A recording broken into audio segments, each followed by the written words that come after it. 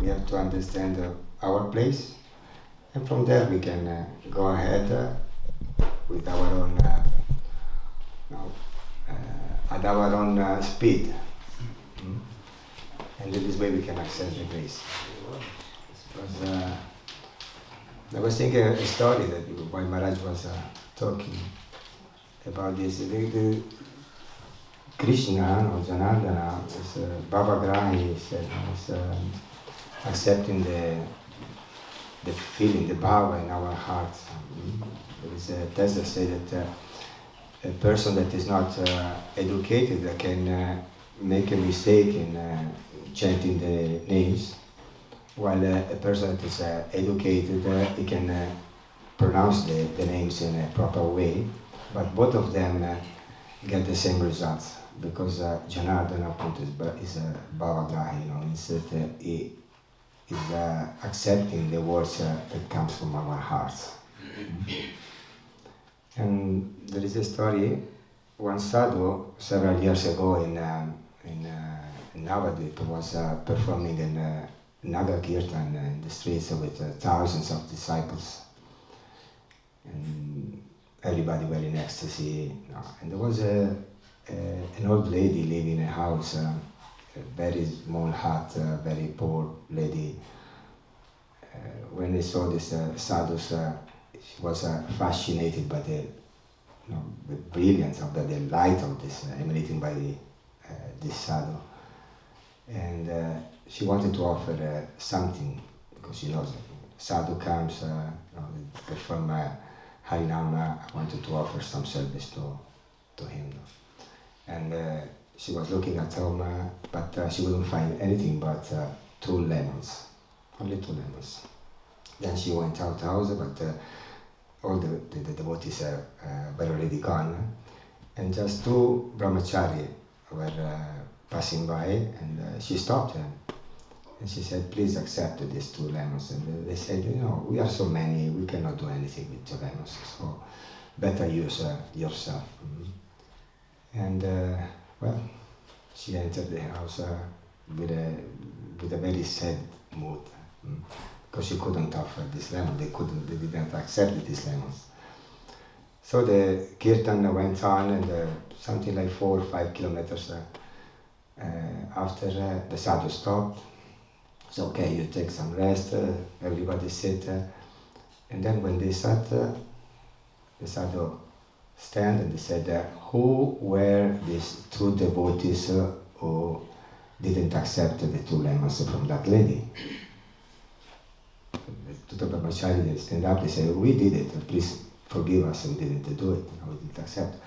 Okay, he says, so now no problem, now we go back together and we accept it, because we have to accept this. She wanted to offer it, and we can accept it, because we offer to Mahaprabhu, Mahaprabhu will be pleased, and we all will be pleased. So they went back.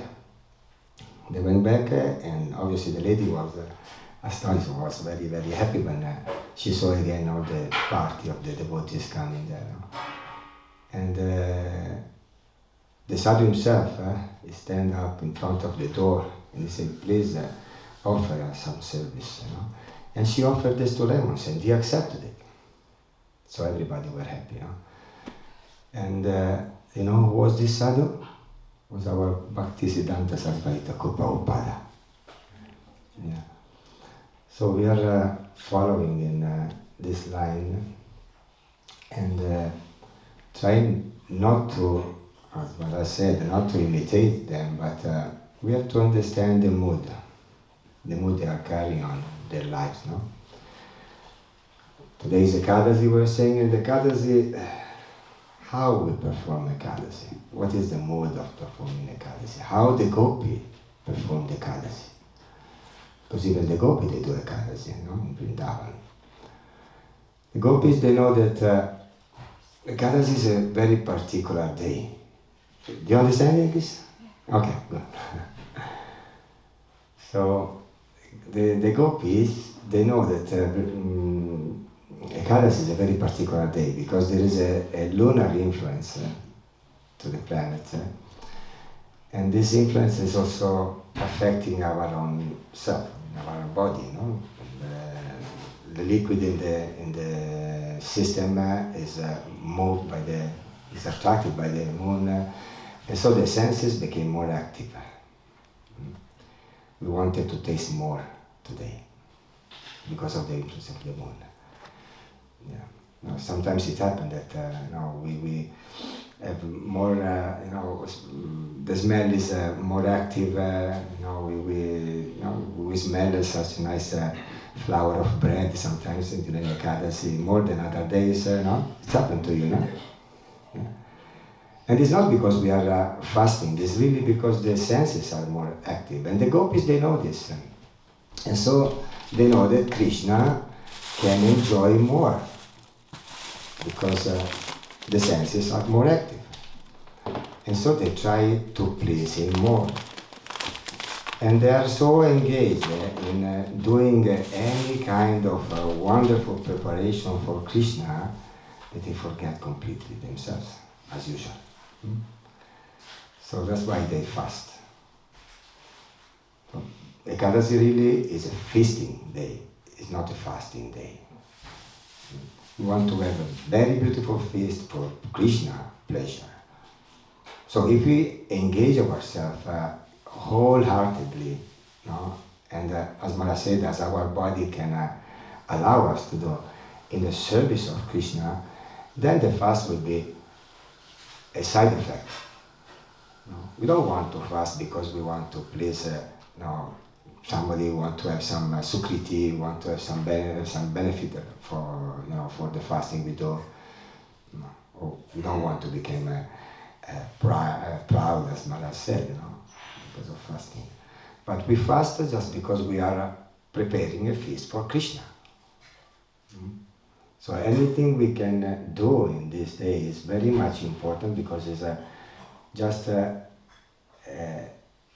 effort, a more effort to give some pleasure to him.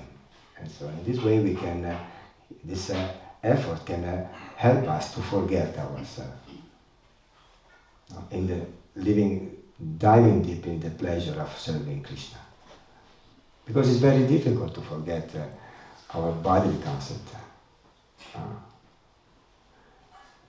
We all live in this bodily concept of life that is very strong to change. Arjuna didn't want to fight because of the body concept of life. Jai, Radha Krishna, Jagat. Jai. Radha Krishna. So, at the beginning of the battle of Kurukshetra, Arjuna had this strong, obviously we know that he was put into this, but he had this strong bodily concept of life that was impeding him to fight, to follow Krishna's instructions. Bodily concept of life means I am what I am because I have all the relationship with all the others people who are related with me. So if I kill all the people who are related with me, I kill myself. That's what was in the mind of Arjuna. So this bodily concept of life impedes us to really live the life we should live. So, but we are into this mood. Okay, so to have the chance to offer, to have some association with the devotee, to have some association with Krishna, to offer some service is the only way really to slowly get out of this bodily concept of life.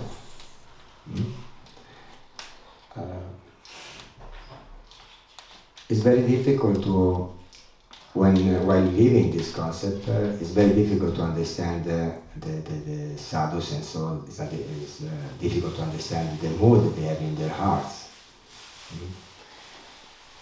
There is a story of Haridas, not Haridas Thakur, but Haridas is the founder of Banka Bihari in Vrindavan.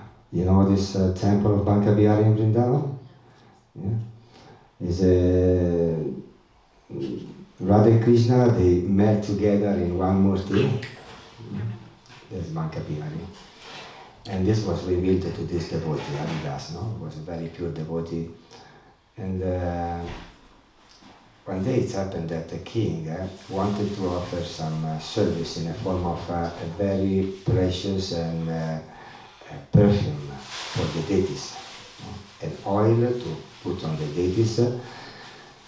And they brought this precious oil in a very beautiful container to Vrindavan to offer to Haridas for the deities. But Haridas at that moment was on the bank of the Jamuna river, and he was in his meditation. Okay. So this king saw Haridas sitting on the bank of the Jamuna. This is what he saw. Just a sadhu sitting on the bank of the Yamuna. And he had this container. He couldn't give it to him because he didn't want to disturb in his meditation. So he just put the container close to him. Haridas, where was Haridas? The body was there, but where was he? He was playing, he was assisting to a game with pastimes with the gopis and Krishna. They were playing each other with this pump of water and putting the water one to each other. No? And he was there assisting these pastimes, and all of a sudden Lalita, because Radharani's pump was empty, Lalita took the pump of Radharani and went to him and said, please fill it up. Okay, insisting to him. And Haridas then tried to fill this pump up, but he had anything there but this oil. So he took the oil, the container of the oil, and he put it in the pump. But the king saw Haridas sitting, taking the pot and throwing on the sand. That's what he was saying. Okay? So the game continued between Radha and Krishna with this pump. And Haridas was there, and the king, you can imagine, said, oh my God, I bought here this precious oil, is so rare, this perfume, and they just throw it away. So he started to think in this way. And he was really upset, because it was very, very precious. He wanted to offer to the deities, not to the sand. Okay? Then Haridas woke up. He met the king, and he said, okay. The king was really, really sad. He said, okay, let's go and let's take darshan of the deities. While going towards Banca Bihari, one devotee from Banca Bihari arrived there, and he was completely in ecstasy. Say, somebody brought some oil and we put on the deity, so the deity are so perfumed now. And the king was, oh, come on, I brought something. He threw it away, and another man brought another perfume, and they used this for the deity. So he was really, really angry almost. But he didn't say anything, because Haridas is a very pure devotee and he didn't want to make any offense. But he was thinking in this way. What he saw was Haridas throwing the perfume in the sand on the bank of the Yamuna, and he heard that the deity were using a perfume that somebody else brought. So you got it now. So they went there, and when they arrived to Banca Bihari, they start smelling this perfume. And the king was a little bit, amused, because the perfume was exactly the perfume that he brought to Haridas.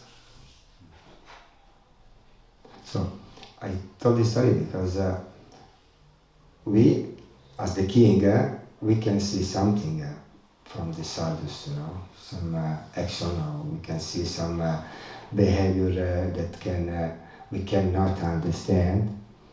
Okay, And we have to be careful, as Maharaja said, to judge, to criticize. Because really the sadhus are in another level of consciousness. It's the level of consciousness they want us to go, also to have. And the only way is, as we said, just to offer what we can, but wholeheartedly. So we make Ekadasi, we chant now, we spend some time together, and without any other, consideration of I should be like this. No, I am what I am, and I offer what I am. This is what Krishna really wants. This is what we all want also. Because if we don't act in this way, we just put another mask on ourselves. And we start having a relationship with a mask within each other. And this is not what we want. That's why relationship cannot work. Because after sometimes we are tired to use the mask and not be what we are. Is that true? Yeah. We make so many mistakes in this way. Because let's say, for example, I was reading about Bali Maharaj, and you know the story about Bali Maharaj. That was defeated, that was killed because there was this fighting between them, demons and demigods. He was defeated, he was killed. Then Sukracharya, his spiritual master, brought him to life again. So he made a sacrifice, and he could defeat the demons, the demigods. And when he defeated the demigods, all the demigods disappeared from the heavenly planets. So at this point, Aditi, the mother of the demigods, was very sad, because all the demigods were disappeared. My sons, they are nowhere practically. And as a mom, she was really sad. And Kashyapa Muni, her husband, he tried to satisfy her, speaking to her about the philosophy that we are also following. We are not this body. We don't have to not to be sad for bad things. We don't have to be happy about good things. We have to maintain this equilibrium. So he was explaining all the philosophy that we are trying to follow, but she was never satisfied by this, because she was too much in this concept of I am a mom and they are my sons. So even if a guru comes and tells us about the philosophy of Krishna, if we are into this concept of life, it's difficult to understand, it's difficult to accept. Chitraketu Maharaja, Angira Muni and Narada Muni, they went to him and they told him, they wanted to give him the truth, but he wanted the son. So they didn't give him the truth. They gave him the son. And he suffered because of the son. He was happy at the beginning, then when the son died, he suffered. You know this story, no? So the point is that even if a guru or sadhu comes and speaks about the truth, if we are not in the wanted of having that truth revealed, we won't have it.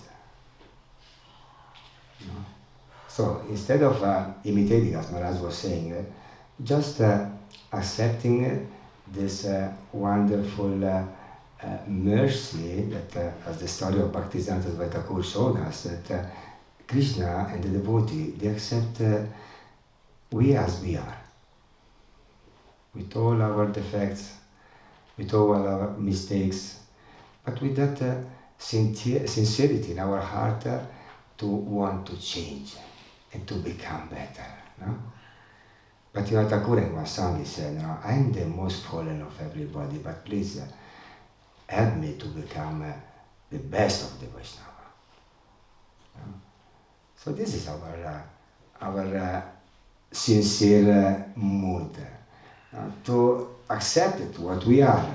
Because if not, we will always face difficulties in this life. Because difficulties, they come just to show us where we are. It's so simple. We make mistakes and we suffer the consequences. But the consequences are just the teacher who said, okay, this is the mistake you made.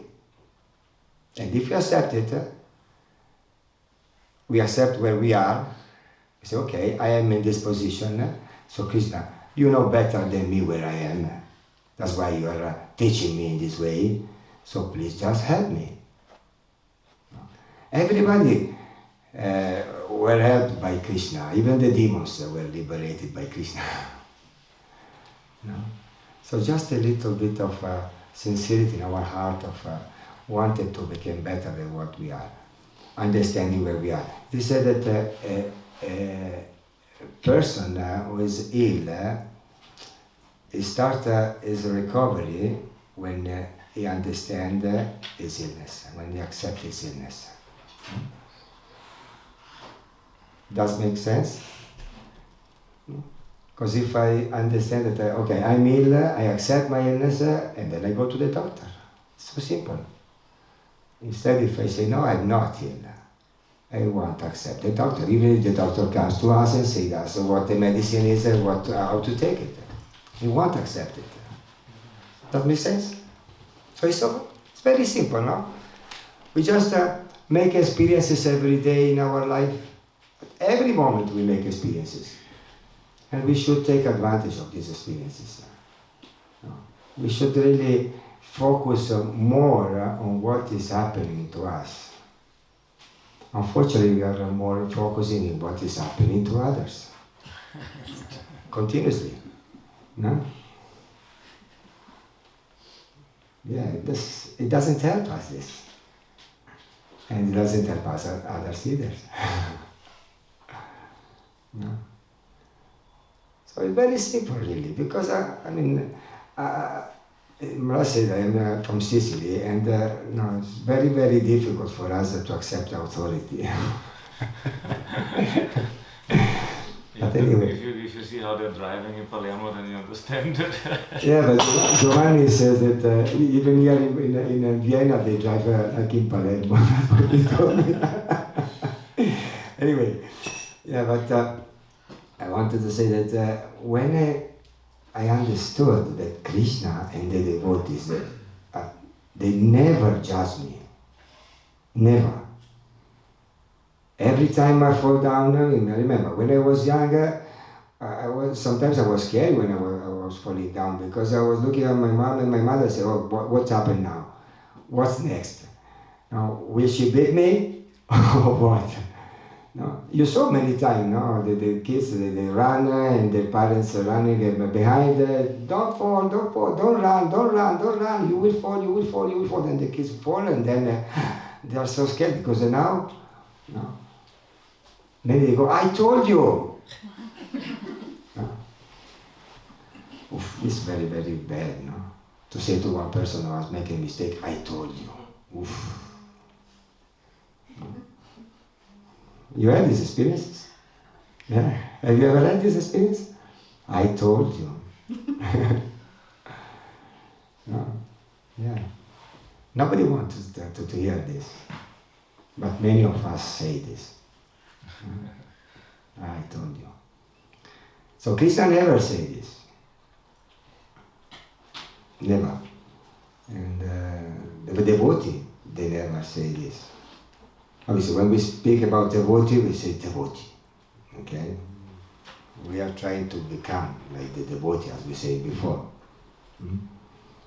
But devotee, they never judge us. They just accept us as we are. Why we don't have to accept ourselves as we are? It's so simple. No? We make so many efforts to be what we are not. But to please whom? to please ourselves, to please our ego. And so we enter into this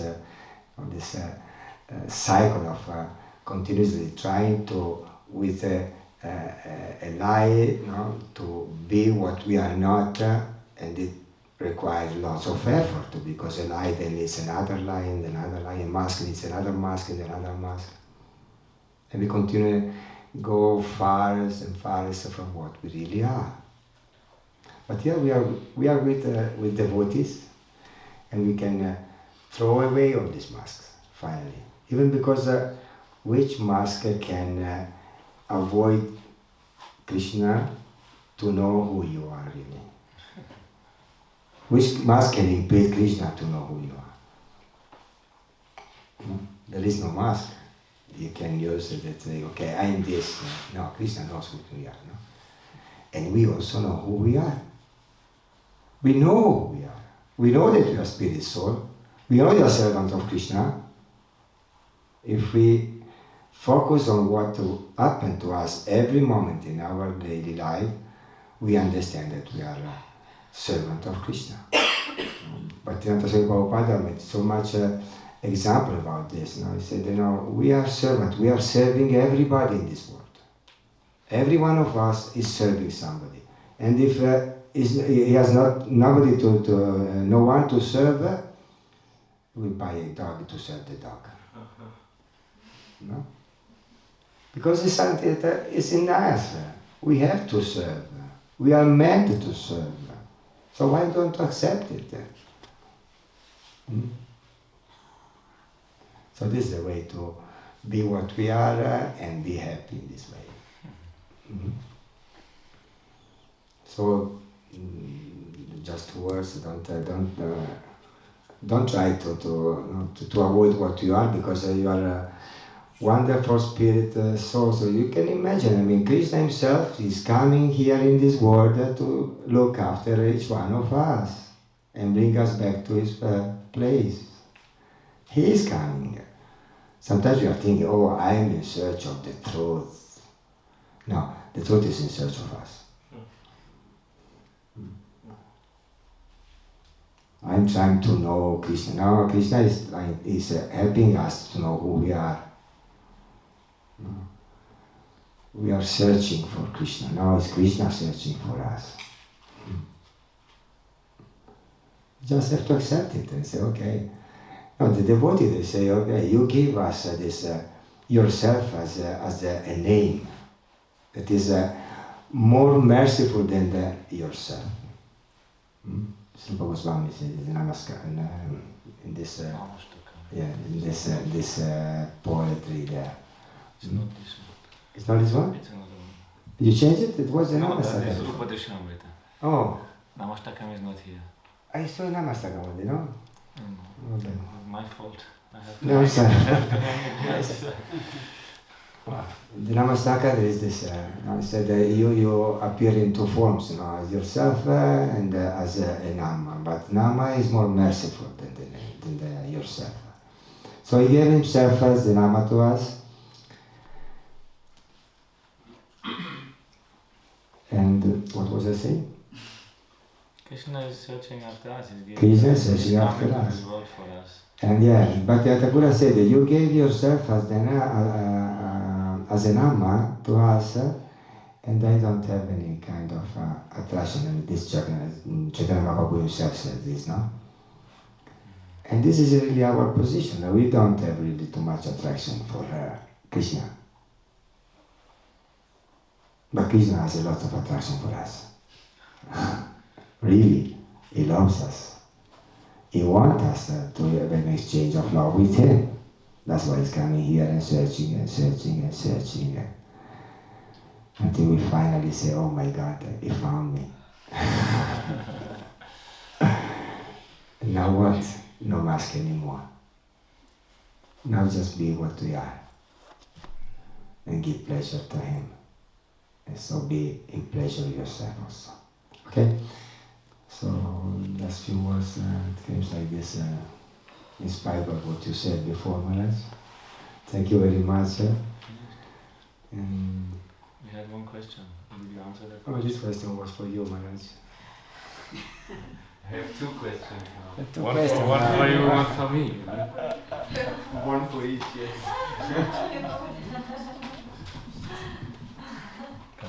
Kann man überstellen vielleicht? Is water.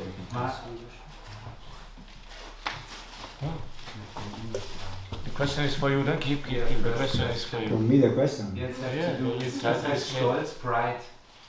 When you can something, you do it since you're small and you can do it really nice and it's service for Krishna, you feel it but you feel around that everyone look to you and think, oh, he's proud. What you do when you stop to do But this? you are not proud, others think you are proud. Yeah, This but is you your stop question. to do this because you feel it and you it's not good. But that maybe you become proud because they see you like this, and maybe you play really nice mridanga, and all people think, yeah, wow. Too much mental playing. Yeah, but This is too much. when I was young, I had this. I was always sitting straight, and then I sit somewhere, and no one was sitting straight. And I stopped from this moment sitting straight, you know. And I was young. I was not in the understand. consciousness to understand. Let them think how they are. No. But and I was sitting like this after, and I sitting more like this and more. And with the sadhus, I come back. It's my luck. But it was like this. And I understand. I want to say mental in the sense that you are in a mental plane. I mean, this is all in the mental plane what we are doing, no?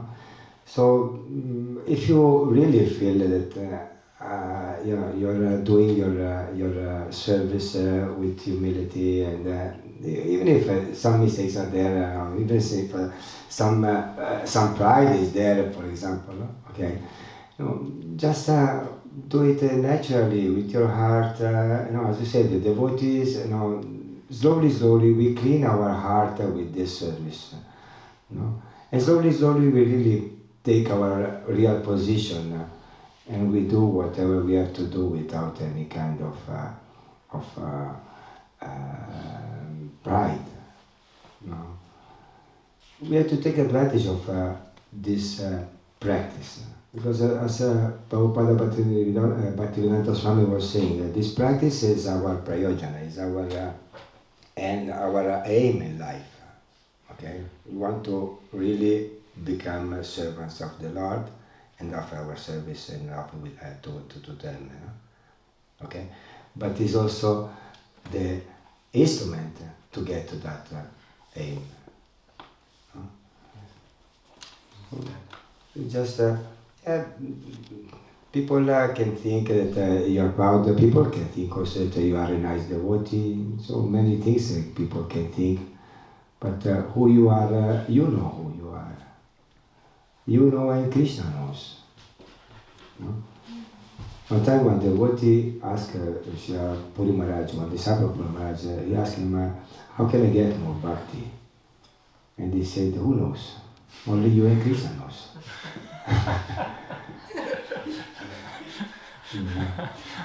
So not even the guru is telling you what to do. You have to know what to do, how to do it, how to act.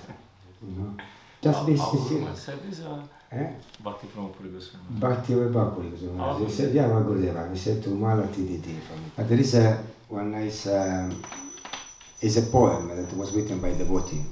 And is referring to one devotee who is being accompanied by his guru to the doors of Goloka Vrindavan. And this devotee said, I was shocked, confused, bewildered as I entered Goloka's door, not by the beauty of it all, nor the light or its decor, but it was the devotees in Goloka that I was amazed to see. I knew them all on the earth, but they had so little bhakti. There stood my Sankirtan leader, the one who stole Krishna's money twice.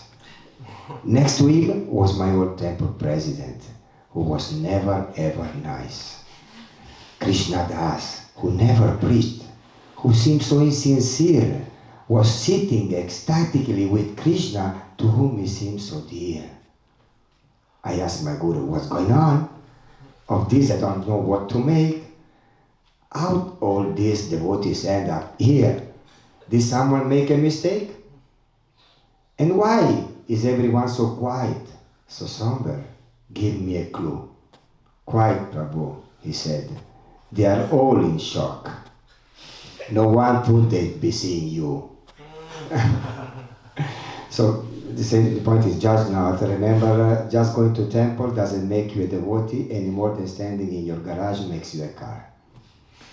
The temple is not a museum of saints, but a hospital for fallen souls. So that's the point. Now, so if we are aware of this, we are a fallen souls, so we are staying here together. Jai Sri Gauranga Radha Krishna Kirtan. So we are aware of what we are fallen souls, we are here along with other fallen souls taking advantage of the sadhus and the Vaishnavas and their association, their service, our service to them, even if they are serving us, really. Because our relationship with the Vaishnava is like a relation with a mother and her daughter or son newborn. A newborn baby doesn't know who the mother is, but the mother gives her milk and love and affection and everything he needs. Only when the newborn baby grows up and understands who the mother is, start a relationship. He knows how to relate with him. The Vaishnavas are the same with us. We don't know who they are, but they still come and give us affection, love, and everything we need.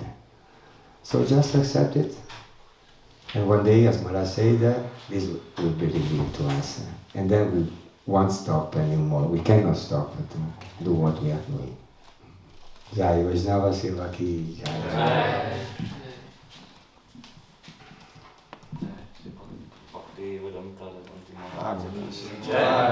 So we can do arati? Bhakti Sundar Sadhu Maharaja Ki Jai. Endless kirtan. Until Krishna. Nobody should go home until Krishna not manifest here. Oh, wow. Wow, wonderful. He's already here. Ah!